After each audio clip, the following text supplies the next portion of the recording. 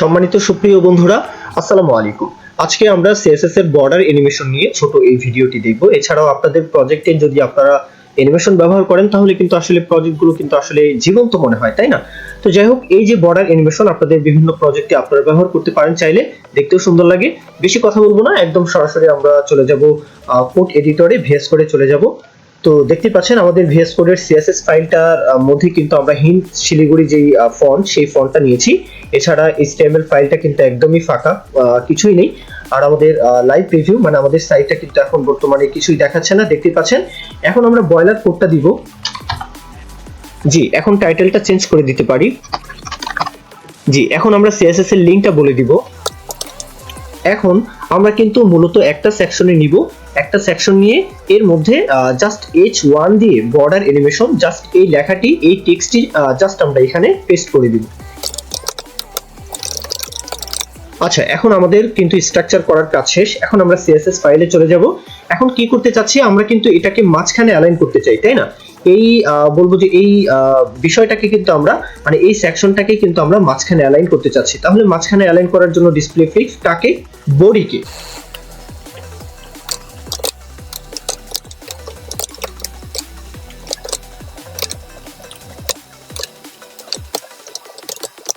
আচ্ছা, আশা করব এই যে বডিকে ধরে এটার যে স্টাইলটা করলাম, height 100 view height, with 100 view with, display fix, align item centre, justify content centre, মাঝখানে অ্যালাইন করলাম আর কি। আর ব্যাকগ্রাউন্ড কালারটা জাস্ট একটু ব্লুইশ কালারের মধ্যে ব্যাকগ্রাউন্ড কালারটা রাখলাম। এখন আমরা কি করতে পারি, এই যে কন্টেইনার, বক্স কন্টেইনার, হ্যাঁ, এই বক্স কন্টেইনারকে ধরে এটার বলবো হাইট উইথ বলে দিব এবং পজিশন রিলেটিভ বলে দিতে হবে। কেন? পজিশন রিলেটিভ বলে দিলেই তো আমরা শুরু এলিমেন্টের কাজ করতে পারবো। ওকে, আচ্ছা, এর আগে আমরা আরো একটি কাজ করতে পারি। এই যে বলবো যে H1, এই H1 এর কালারটা আসলে দেখাই যাচ্ছে না। তো আমরা কি করতে পারি, H1 কে ধরে এটার ফন্ট সাইজটা একটু বাড়িয়ে দিতে পারি, টেক্সট শ্যাডো দিতে পারি এবং কালারটা একটু চেঞ্জ করে দিতে পারি, মানে হোয়াইটের দিকে রাখতে পারি।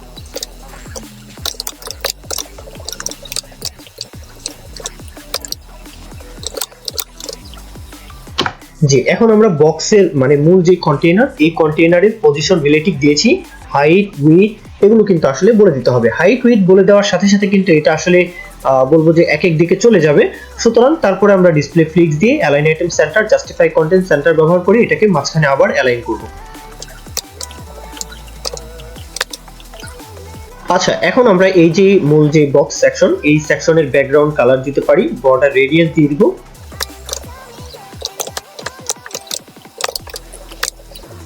জি, সুপ্রিয় বন্ধুরা, এখন আমাদের বলবো যে মূল যেই কাজটা, মানে আমরা এখন সরো এলিমেন্টের কাজ করব, আফটার বিফোর এর কাজ করব। তো এই প্রজেক্টের মূল কাজটাই কিন্তু এখন এই সরো এলিমেন্টের কাজ। সুতরাং একটু মনোযোগ সহকারে ভিডিওটি এখন দেখতে পারেন। প্রথমেই আমাদেরকে বিফোর এর কাজ করতে হবে। ওকে, বিফোর এর প্রথমেই কি করতে পারি আমরা, কন্টেন্টের মধ্যে তো কিছুই থাকবে না আপাতত। জি, এটার পজিশন কিন্তু অবশ্যই অ্যাবসলিউট থাকবে, কেননা এই যে মূল যে বক্স সেকশন, তাই না, এটার পজিশন যেহেতু রিলেটিভ, সুতরাং এটার পজিশন কি থাকবে, অবশ্যই অ্যাবসলিউট। আচ্ছা, এখন কিন্তু আমরা বিফোর এর হাইট উইথ এটা আসলে বলে দিব। এখন এটার ব্যাকগ্রাউন্ড কালার দিয়ে দিব।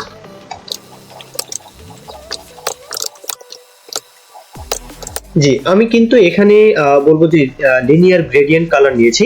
আপনারা চাইলে আপনাদের পছন্দ মতো এখানে মিক্সড করে আরো কালার নিতে পারেন, তবে আমি আমার মতো কালার নিয়েছি। এখানে তো আসলে কোনো বাধা ধরা কিছু নেই। যাই হোক, এখন কি করতে পারি, এটার অ্যানিমেশন বলে দিতে হবে। এর আগে আমরা আরো একটি কাজ করতে পারি, এই যে বলবো H1, তাই না, H1 এর জেড ইন্ডেক্স আমরা একটু বাড়িয়ে দিতে পারি, তাহলে কিন্তু এই যে টেক্সটটা, এই টেক্সটটা কিন্তু উপরে চলে আসবে। জি, দেখতে পাচ্ছেন। এখন আমরা এটার যে অ্যানিমেশনের ক্ষেত্রে আমরা কি বলে দিব, এটার অ্যানিমেশনের নামটা বলে দিব। আপনারা যখন এখানে অ্যানিমেশন টাইপ করবেন, হ্যাঁ, একটু লক্ষ্য করুন। জি, দেখতে পাচ্ছেন প্রথমে অ্যানিমেশনের নাম, ডিউরেশন, টাইমিং ফাংশন। তো এগুলো আসলে বোঝার জন্য অবশ্যই আপনাদেরকে বেসিক যে টিউটোরিয়াল সেগুলো আসলে দেখতেই হবে। তারপরেও প্রথমত আমরা অ্যানিমেশনের নাম দিব, ডিউরেশন দিব, দেখতে থাকুন। নামটা কি দিতে পারি, রোটেট, কত সময় ধরে, 4 সেকেন্ড। কিভাবে, লিনিয়ার, কত সময় ধরে এটা চলবে, ইনফিনিট। জি, দেখতে পাচ্ছেন। এখন আমরা কিন্তু কি ফ্রেমের কাজটা করতে পারি। কি ফ্রেমের কাজটা করার জন্য অবশ্যই প্রথমত আমাদের কি ফ্রেম ব্যবহার করতে হবে, মানে টাইপিং করব কি ফ্রেম, এরপরে এই যে অ্যানিমেশন নামটা, এই নামটা শুধু এখানে ব্যবহার করব। জি, কি ফ্রেমের ভেতরে আমরা প্রথমত কি করব, কি ফ্রেমের মধ্যে কিন্তু মূলত কত ডিগ্রি থেকে কত ডিগ্রি পর্যন্ত কিভাবে আমরা অ্যানিমেশনটা করতে চাচ্ছি, মানে কখন শুরু হয়ে কতক্ষণে কখন শেষ হবে, কিভাবে হবে, এই যে পুরো বিস্তর বিষয় আশয়, এই বিষয়গুলো কিন্তু আমরা সবকিছুই কিন্তু কি ফ্রেমের মধ্যে কিন্তু বলে দিতে পারি। তারপরেও আমরা এখন ফ্রম থেকে টু, মানে ফ্রম কিভাবে শুরু হবে, টু কখন শেষ হবে, কিভাবে শেষ হবে, এটা জাস্ট আমরা এখানে বলে দিব। দেখতে থাকুন। ফ্রম, প্রথমে আমরা কি লিখবো, ফ্রম, ফ্রমে কি হবে, ট্রানজিশন হবে রোটেট 0 ডিগ্রি থেকে। আচ্ছা, এখন টুতে গিয়ে শেষ হবে, তাহলে টুতে গিয়ে আমরা কত ডিগ্রি চাচ্ছি, ঠিক সেরকমই ট্রান্সফর্ম রোটেট 360 ডিগ্রি। জি, দেখতে পাচ্ছেন আমাদের কিন্তু অ্যানিমেশনের কাজটা শেষ। এখন আমরা জাস্ট আফটার ব্যবহার করলেই, এই শুরু এলিমেন্টের বিফোর তো ব্যবহার করেছি, এখন আফটার ব্যবহার করলেই কিন্তু আমাদের কাজটা এখানে শেষ হবে। তো এখন এখানে অনেক কিছুই বাকি আছে, অনেক কিছুই বলতে এই যে ওভার, বলবো যে এখানে কি হচ্ছে, ওভারফ্লো হচ্ছে। তাহলে কোথায় ওভারফ্লোটা কোথায় হচ্ছে, এই ওভারফ্লোটা হচ্ছে এই যে বক্স সেকশনটা, তাই না? এই বক্স সেকশনের মধ্যে আমরা এখানে জাস্ট একটি কোড লিখতে পারি, ওভারফ্লো হিডেন। জি, দেখতে পাচ্ছেন ওভারফ্লো কিন্তু আসলে চলে গিয়েছে। এখন কি করব, আমরা আফটারের কাজ করব। আচ্ছা, আফটারে প্রথমত আমরা কন্টেন্ট কিছুই রাখবো না, তারপর কি করব, পজিশন অবশ্যই অ্যাবসলিউট, সেই সাথে ব্যাকগ্রাউন্ড কালার দিয়ে দিব। ইনসেট, ইনসেটটা হচ্ছে সবচেয়ে ইম্পর্টেন্ট যে বিষয়টা, এটা হচ্ছে প্যাডিং এর মতো কাজ করবে, মানে টপ থেকে রাইট থেকে সেই সাথে বটম লেফট, এই যে প্যাডিং এর যে বিষয়টা, এই ইনসেটটা কিন্তু প্যাডিং এর কাজটা করবে। সেই সাথে বর্ডার রেডিয়াস প্রয়োজন হলে সেটা আমরা দিয়ে দিব। দেখতে থাকুন।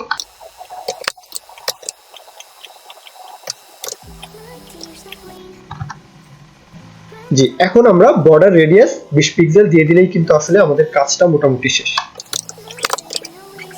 জি, সম্মানিত সুপ্রিয় বন্ধুরা, দেখতে পাচ্ছেন এতক্ষণ আমরা যে কাজটা করলাম সেটার কিন্তু ফিনিশিংটা হয়েছে। দেখতে পাচ্ছেন একদমই সিম্পল বিষয় ছিল। আপনারা যদি একবার না বোঝেন কোডগুলো আরেকবার দেখবেন, একবার না পারলে অবশ্যই দুই একবার দেখবেন, দেখলে আসলে এখানে আসলে ক্রিটিক্যাল কোনো বিষয় নয়। আফটার বিফোরটা একটু ভালো মতো বুঝলে কিন্তু এই বিষয়টা একদম পানির মতো সহজ মনে হবে। আর এভাবে কিন্তু যে কোনো প্রকারের যে কার্ড সেকশন, যে কোনো প্রকারের কার্ড সেকশনের মধ্যে এভাবে বর্ডার দিয়ে কিন্তু আপনাদের প্রজেক্টটা আরো দেখতে সুন্দর জীবন্ত কিন্তু আসলে করে নিতে পারেন। যাই হোক, এ পর্যন্তই ছিল আজকের মতো ভিডিও।